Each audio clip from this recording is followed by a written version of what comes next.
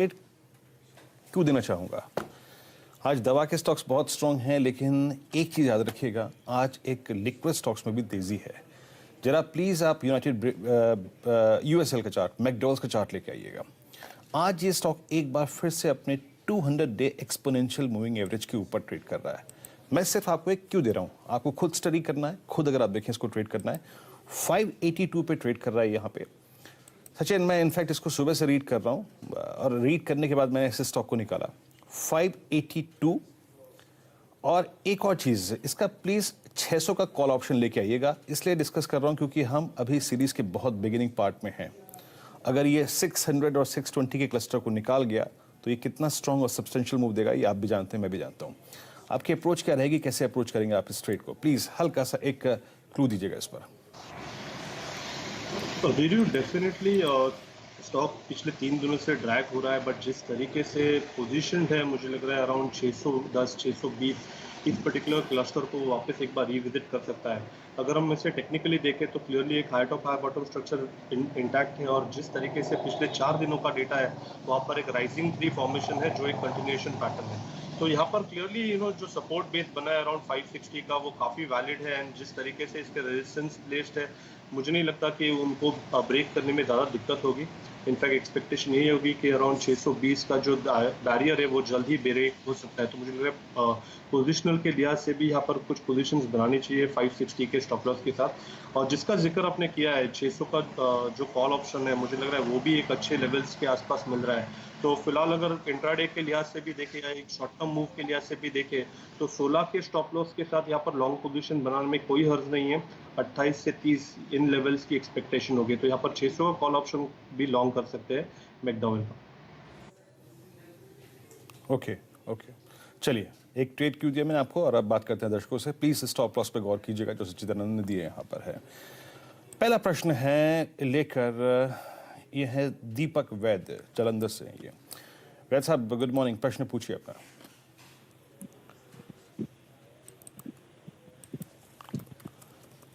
Okay, अभी मेरे ख्याल से इनसे संपर्क नहीं हुआ, इनका कॉल ले लेता हूँ मैं। हिंडाल्को, और हिंडाल्को इनके पास है, एक सेकेंड। हिंडाल्को ट्रेड कर रहा है फ्यूचर्स 145 पे, और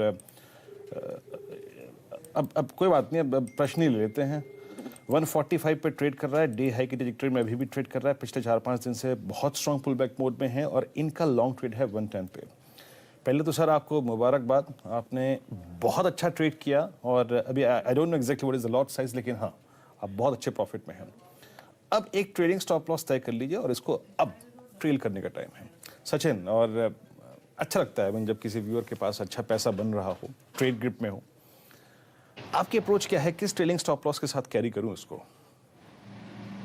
देखिए डेफिनेटली इनको ये लॉन्ग पोजीशन रखनी है जब तक क्लोजिंग बेसिस पे 141 ये लेवल ब्रीच नहीं होता।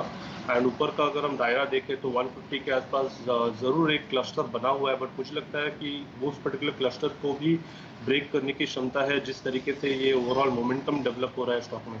ऊपर के लेवल्स मैं एटलीस्ट इस एक्सपायरी से देख रहा हूँ कि अराउंड 165 तक ये पर्टिकुलर मूव स्विंग होनी चाहिए। तो डेफिनेटली इनको अपना लॉन्ग बायस रखना है 141 ऑन क्लोजिंग बेसिस के स्टॉप लॉस के साथ, एंड रिव्यू करना है जैसे ही 160 162 इस पर्टिकुलर जोन में आ जाएगा। ओके डायरेक्टर साहब, वो प्लीज ऑप्शन जरूर लेके आइएगा, स्क्रीन पे एक बार मार्क करते रहिएगा। 22 पे डे हाई पर आ गया है, तो ऑप्शंस जो ग्रिप में है उसको प्लीज एक बार देखते रहिएगा। 22 पर डे हाई पर है। इन्फोसिस पे प्रश्न है, ओमकाल कुलकर्णी पुणे से हैं ये। कुलकर्णी साहब हैं या फिर इनका प्रश्न ले लेते हैं, काम करते हैं। इन्फोसिस 730 की कॉल ऑप्शन है इनके पास। कुलकर्णी साहब नमस्कार। Good morning Virendra ji. Good morning sir, good morning. प्रश्न क्या है आप बताइए। इन्फोसिस की स्ट्राइक ली है आपने, कॉल ऑप्शन। कॉल ऑप्शन लिया है 730 का 9.85 पे 4 लॉट लेके रखा हूं। मुझे आगे का नजरिया जानना था। ओके अच्छा, एक चीज बताइए मेरे को, आप you are holding Infosys call option. आज सुबह से आपने जो सुर्खियां पढ़ी हैं अखबारों में, टीवी पे सुना, एक ऐसी चीज जो कि आपको सुनी हो आपने, जो कि आपके सेक्टर को सबसे बहुत स्ट्रांगली अगर आप देखें स्ट्राइक करती है, बताइए वो क्या है? नहीं, मैंने न्यूज नहीं देखी आज सुबह से। Okay, that is dollar weakness, याद रखिएगा। डॉलर की वीकनेस जो है ना, वो आपके सेक्टर को सबसे ज्यादा प्रभावित करती है। ये फैक्टर आपके स्टॉक के फेवर में नहीं जाता, और क्योंकि आपका स्टॉक एग्जैक्टली एक रेजिस्टेंस पॉइंट पे खड़ा हुआ है, वो रेजिस्टेंस पॉइंट है 720।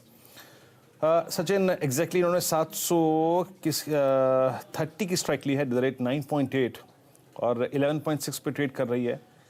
क्या इसको बुक कर लूँ? आई मीन ऐसे एटमॉस्फेयर में क्या इसका इस लेवल को पार करना पॉसिबल लग रहा है आपको? वीरू इनफैक्ट अपने 200 डे एक्सपोनेंशियल मूविंग एवरेज के आसपास काफ़ी समय इसने बिताया है, बट वापस जिस तरीके से एक रुझान बन रहा है, जैसे आपने सही बताया 720 725 ये काफ़ी बड़ा क्लस्टर है।